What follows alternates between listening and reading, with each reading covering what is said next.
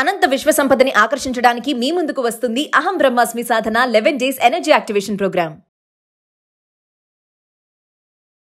నమస్తే రమగారు. నమస్తే జయ. రమగారు, ఈ నెలలో రాఖీ పౌర్ణమి ఉంది. మరి పౌర్ణమి యొక్క విశిష్టత? శ్రావణ పౌర్ణమి చాలా విశేషమైన పౌర్ణమిగా చెప్పబడుతుంది. జంధ్యాల పౌర్ణమిగా చెప్తారు. పూర్వం నుంచి మన ప్రాంత ఆచారం ఏంటంటే, ఈ రోజున ఎవరైతే జంధ్యం ధరిస్తారో, ఉపవీతాన్ని ధరిస్తారో వాళ్ళు యజ్ఞోపవీతాన్ని మార్చుకునే విధానం ముఖ్యమైనది ఇందులో ఒకటి. తర్వాత ఈ ముందు మనం ఉత్తరాయణ పుణ్యకాలం నుంచి మొదలుపెట్టి ఉపనయన క్రియలు నిర్వహించి ఉంటారు కొంతమంది బాలవటువులకి. ఎవరెవరు ఉపనయనం చేసుకున్నారో వాళ్ళకి శ్రావణ ఉపాకర్మ అని చేస్తారు. మళ్ళీ ఒక చిన్న యజ్ఞం అది చేసి దీనికి ఒక ప్రత్యేక మంత్ర విధానం ఏదో ఉంటుంది, వాళ్ళకి మాత్రమే పరిమితం. అది మన చిన్నప్పటి నుంచి మనకి క్యాలెండర్లో కూడా శ్రావణ ఉపాకర్మ అని రాయబడి ఉండేది. మా చిన్నప్పటి వెంకటరామ క్యాలెండర్లలో వాటిల్లో కనపడేది. అట్లాగే ఇప్పుడు కనిపించట్లేదు. ఇప్పుడు అంటే కొంచెం క్యాలెండర్లు చూడడం తగ్గించాం, ఇప్పుడు కూడా కనిపిస్తుంది. ఒకసారి క్యాలెండర్ చూడండి, చూద్దాం ఏం రాశారో చూద్దాం. చూడండి, శ్రావణ ఉపాకర్మ నేను వెంకటరమణనే తెప్పించాను. వెంకటరామానే పట్టుకొస్తాం. వెంకటరామ. వరలక్ష్మి వ్రత జంజాలిగో ఋగ్వేద ఉపాకర్మ తైత్తిర్యానం వాజసనే ఈనాంచ ఉపాకర్మ వాజసనే ఈనాంచ.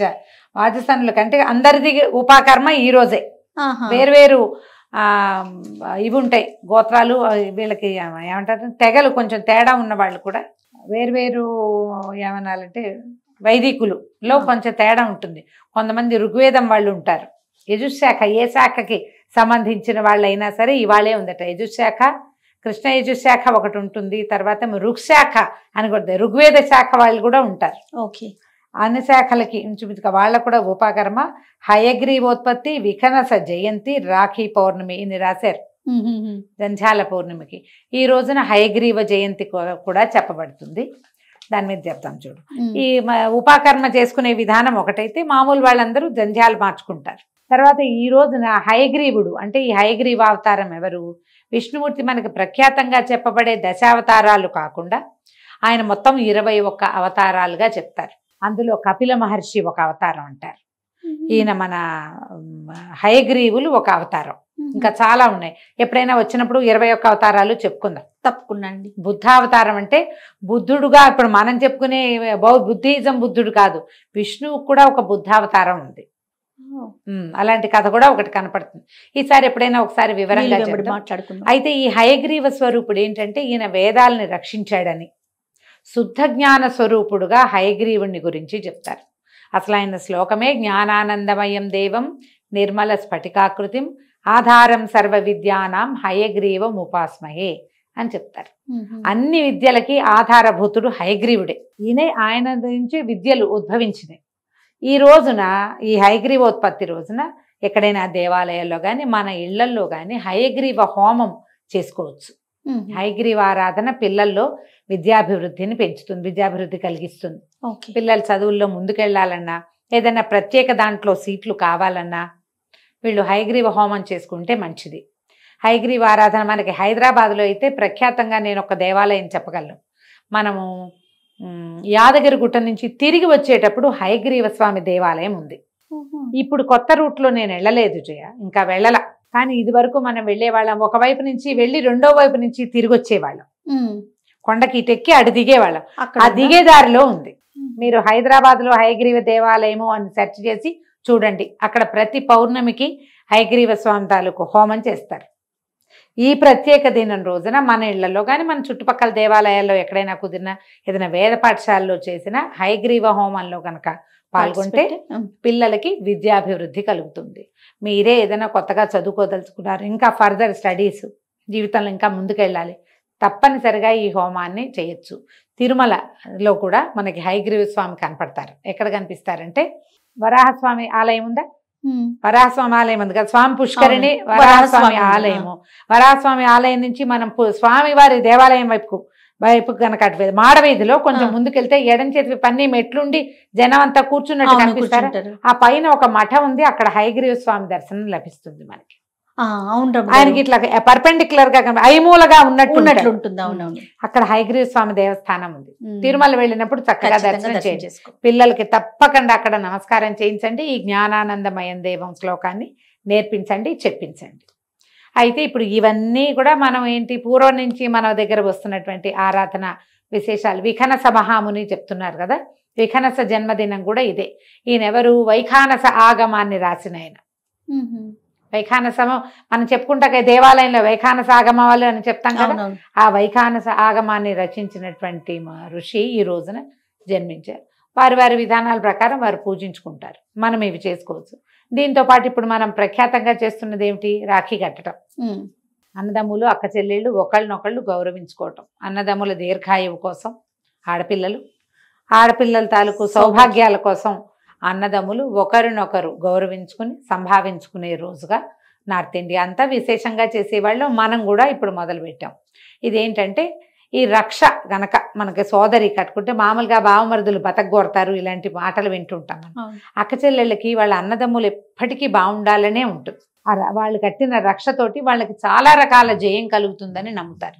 సంవత్సరం అంతా మనం అవంతా చేయలేం కాబట్టి ఈ ప్రత్యేక దినం రోజున మనం హిందీ సినిమాల నుంచి నేర్చుకున్నప్పటికీ మంచి విషయం కాబట్టి అన్నదమ్ములకి అక్క చెల్లెళ్ళకి చక్కగా రాఖీలు కట్టుకోవటం, ఒకళ్ళనొకళ్ళు గౌరవించుకోవటం, సంభావించుకోవటం, ఏదైనా బహుమతులు ఇవ్వటం, పెద్దవాళ్ళు అయితే చిన్నవాళ్ళని ఆశీర్వదించడం, నూరు తీపి చేసుకుని అన్నదమ్ములు అక్క చెల్లెళ్ళు మనం ఎప్పటికీ కలిసి ఉండాలని, ఎప్పటికీ కుటుంబ సంబంధాలు బాగుండాలని కదమ్మా.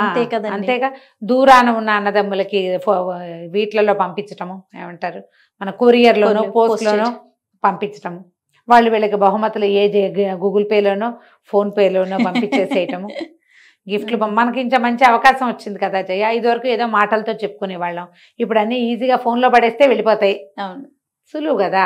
అక్కడెక్కడ బుక్ చేస్తే ఇక్కడికి చేరిపోతుంది. ఏదో రకంగా మీ తాలూకు కుటుంబ బాంధవ్యాల్ని మనం కాపాడుకోవటమే ఇది, అంతకంటే రెండోది ఏం లేదు. సరే, మన పద్ధతి అయినా కాకపోయినా పూర్వం నుంచి వచ్చిన పురాణ గాథల్లో కూడా ఇలాగా రక్షాబంధనం గురించిన కథలు ఉన్నాయి. మనకి చరిత్రలో కూడా పురుషోత్తముడి కథల్లో చెప్తుంటారనమాట. ఆవిడ రాఖీ కట్టిందని, ఆ కథల్లో రాఖీ పంపిస్తే చేతి కట్టుకుంది. ఆ భర్తని, రాఖీ పంపించిన ఆవిడ భర్తని చంపే సమయానికి అది కనపడి ఆ అమ్మాయి అయ్యో ఆమె భర్తని నేనేం చేస్తానని చంపకుండా వదిలేశాడని ఇట్లాంటి కొన్ని కథనాలు చెప్తారు. నార్త్ ఇండియన్ కథలే అయినప్పటికీ కొన్ని కథలు అయితే ఖచ్చితంగా ఉన్నాయి. చరిత్రలో చాలా కాలం నుంచే మనకి ఇది నడుస్తూనే ఉంది. ఈ రాఖీలు మనకి ఇప్పుడు బాగా ఎక్కువ అయింది. మనకు కూడా మంచిదేనమ్మా, ఏ మంచిదైనా తీసుకోవాల్సిందే కదా, అంతేగా. కాబట్టి హయగ్రీవ ఆరాధన చేయండి. వీటితో పాటు ఇంకొక విశేషమైన ఆరాధన చెప్తాను జయ నేను. ఏ పౌర్ణమి నాడైనా సరే మనం అమ్మవారిని ఆరాధిస్తే విశేషమైన ఫలితం లభిస్తుంది. పొద్దున ఏదో హయగ్రీవ ఆరాధన కుదిరితే చేసుకోండి. మీ ఇంట్లో జంజాలు మార్చుకునే విధానం ఉంటే మగవాళ్ళు వాళ్ళ జంజాలు వాళ్ళు మార్చుకుంటారు. సాయంకాలం శుభ్రంగా స్నానం చేసు, మీ శక్తియుక్తులు బట్టి కాళ్ళు చేతులు మొహం కడుక్కొని శుభ్రంగా బట్టలు మార్చుకొని చక్క పాలు పోసి బెల్లం వేసి క్షీరాన్నం తయారు చేయండి. కొద్దిగా ఏదైనా ఒక వెండి పాత్రలో కానీ బంగారు పువ్వు వేసిన వెండి కంచంలో కానీ పోసుకొని ఎక్కడ చంద్రకిరణాలు పడతాయో అక్కడ కూర్చోండి. ఈ పాయస పాత్రను అక్కడ పెట్టుకోండి.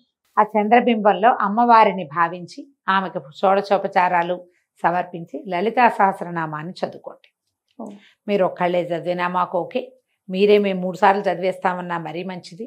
ఒక 5గురమో 19 మందో చుట్టుపక్కల అందరం కలిసి చదువుకుందాము, పారాయణ చేసుకుందాము అంటే విశేషించి లలితా పారాయణ చాలా మంచిది. పౌర్ణమి నాడు పిల్లల్లో ఏదైనా చిత్తచాంచల్య విధానాలు పద్ధతులు ఉన్నా, డిప్రెషన్స్ ఉన్నా, మానసికమైన ఆరోగ్యాలు బాగుండకపోయినా, పిల్లల పెళ్ళిళ్ళు వాళ్ళ భవితవ్యం పట్ల మీకు భయాలున్నా పౌర్ణమి నాడు అమ్మవారి ఆరాధన చాలా ఫలితం ఇస్తుంది. విశేషించి ఈ రోజు చూడు ఎన్ని ఉన్నాయి ఇందులో. ఈ రోజున హయగ్రీవోత్పత్తి జరిగింది, విఖనస మహర్షి జన్మించారు, ఉపాకర్మలు జరుగుతాయి, అంతా ఉపాసన జరిగే సమయం కాబట్టి ఈ సమయంలో చేస్తే ఇంకా విశేషమైన ఫలితం లభిస్తుంది.